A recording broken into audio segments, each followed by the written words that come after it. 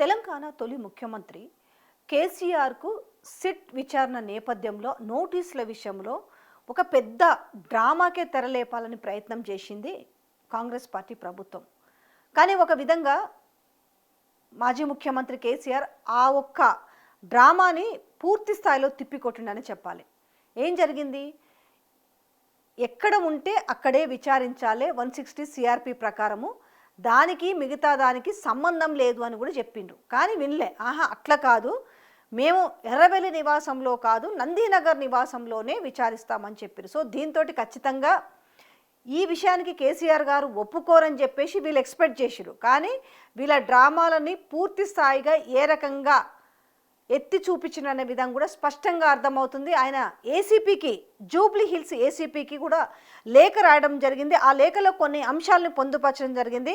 Crime number 243/2024 విచారణకు సంబంధించి తన వివరణ ఆయన ఏ రకంగా ఇచ్చినో చూద్దాం. బాధ్యతాయుత పౌరుడిగా ప్రతిపక్ష నేతగా విచారణకు సహకరిస్తాను.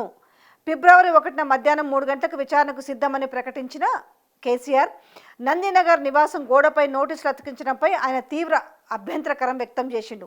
చట్టవిరుద్ధంగా నోటీసులు అతికించడం రాజ్యాంగ విరుద్ధమని కూడా లేఖలో పేర్కొనడం జరిగింది.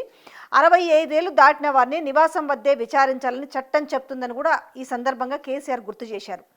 తన ప్రస్తుత నివాసం ఎర్రవెల్లిలో ఉందని, అక్కడే విచారించాలని నేను చెప్పినప్పటికీ కూడా జూబ్లీ హిల్స్ ఏసీపీకి తనను విచారించే అధికార పరిధి లేదని, నోటీసుల జారీలో సుప్రీంకోర్టు మార్గదర్శకాలని పోలీసులు ఉల్లంఘించారని ఆరోపణ చేశారు. ఆ లేఖలో Satyendra Kumar Antil versus CBI court తీర్పును కూడా ఆ లేఖలో మెన్షన్ చేయడం కూడా జరిగింది.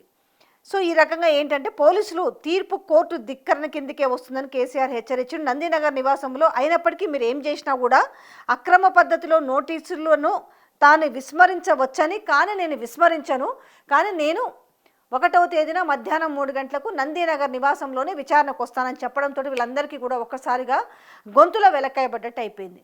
అరే మనం దీంట్లో కిరికిరి పెడతారేమో, దీన్ని మనం బాగా వాడుకోవచ్చని ప్రయత్నం చేస్తాం, చూసిర్రా వీళ్ళు నోటీసులు అంటే భయపడుతున్నారు, సో వీళ్ళు విచారణకు రావట్లేదు, తప్పు చేసిరు కాబట్టి విచారణకు వస్తలేరు అని చెప్పేసి సో ఈ రకంగా డ్రామా ఆడించాలనే ప్రయత్నం చేసిరు. కానీ టోటల్గా తెలంగాణ తొలి ముఖ్యమంత్రి కేసీఆర్ ఆ డ్రామాని మొత్తం కొట్టిపారేసిండు.